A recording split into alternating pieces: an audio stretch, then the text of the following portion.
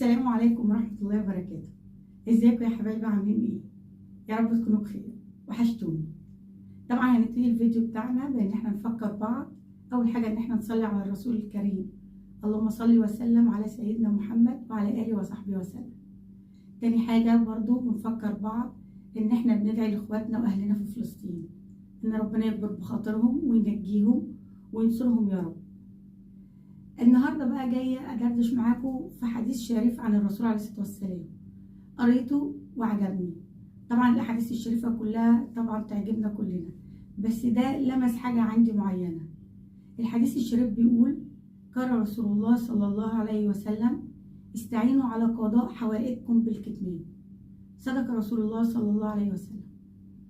واجي بقى هنا هو نفسر المعنى ده. طبعا انا مجرد قريت في التفسير، انا مش مفسره لا الاحاديث ولا للقران. انا مجرد قريت الحديث وربطته في حاجه في حياتي وقريت التفسير بتاعه، فحبيت اقول التفسير اللي انا وصلت له. استعينوا على قضاء حوائجكم بالكتمان، يعني ان انت ان شاء الله او ان احنا ان شاء الله لما نيجي ننوي ان احنا نعمل حاجه ما نقولهاش لحد ما ربنا سبحانه وتعالى يتمها لنا على خير. لما يتمها لنا على خير نقولها ونعلنها ونشكر ربنا ونحمده ان ربنا تمها لنا على خير. لكن قبل ما نعمل الحاجه او قبل ما ننفذ الحاجه لا، ما نقولهاش. ليه؟ لان مثلا لو احنا لسه هنعمل الحاجه ورحنا قلنا لفلان او فلانه: ده انا مثلا ناويه اشتري عربيه. انا ما اعرفش نفسيه اللي انا بتكلم معاه ده ايه. ممكن يحبطني، ممكن يخليني اتراجع عن الفكره رغم ان الفكره كويسه. يجي يقول: ده العربيه غاليه، لا ده العربيه اللي انت هتجيبيها ديت نوعها مش كويس، لا ده قطع غيارها وما اعرفش ايه. فبدل ما انا كنت كل حماس وان انا اعمل حاجه زي كده، يبتدي يخليني اتراجع فما اعملهاش. طب مش كده وبس، ممكن كمان لما اقول: يا جماعه انا مثلا هشتري بيت، يا جماعه انا مثلا هسافر عمره، يا جماعه انا ان شاء الله هعمل حج، وقلتها من قبل ما اكون خلصت اوراقي او الكلام ده كله، وجي قدر الله ما شاء فعل ان انا مثلا ما عملتش الحاجه دي. هبتدي اخش بقى في اسئله: ليه؟ إيه اللي حصل؟ ما عملتيش ليه؟ ما سويتيش ليه؟ والكلام ده كله. فهخش بقى في بيبان: اصل حصل، اصل جرى، اصل. طب ما احنا نوقف شويه. ده مش معناه ان احنا ما نحمدش ربنا ونشكر ربنا على كل النعم اللي هو مديها وكل النعم اللي حوالينا. لا، احنا على طول ودايما بنحمد ربنا وبنشكره على كل النعم اللي ربنا سبحانه وتعالى بيديها. النفس اللي احنا بنتنفسه ده نعمه في ناس كتيره جدا محرومه، فاللهم لك الحمد والشكر يا رب على نعمه. انا قصدي ان احنا استعينوا على قضاء حوائجكم بالكتمان، ان احنا ما ننشرش الحاجه اللي احنا ناويين نعملها غير لما ربنا سبحانه وتعالى يساعدنا او يخلينا حقيقي نقدر نعملها.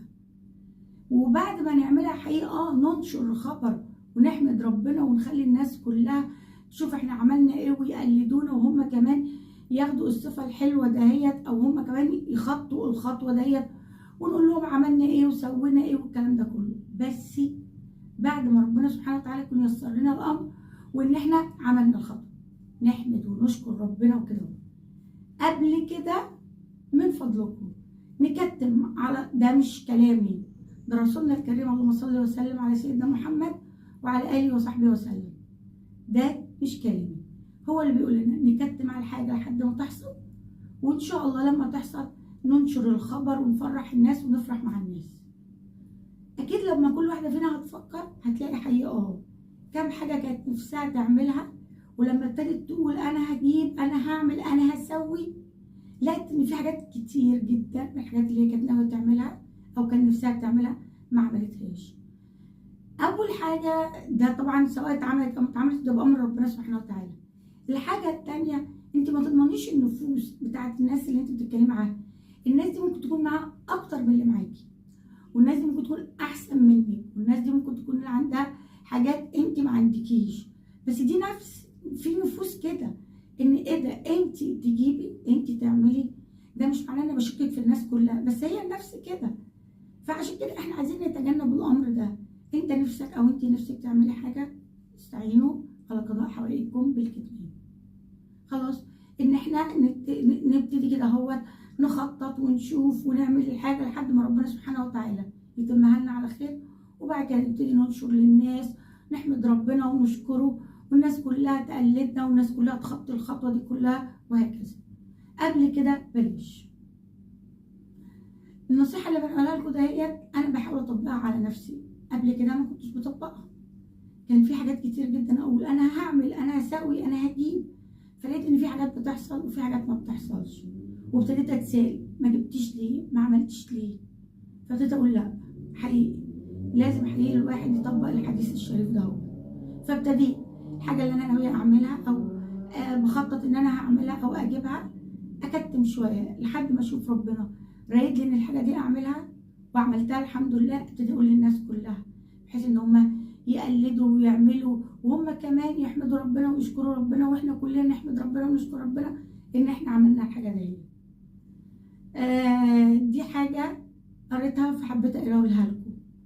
فيا ريت لو اي حد عنده نصيحه او ارشاد او قرا حاجه تنفعنا كلنا، يا ريت يبعتها لنا ويكتبها لنا.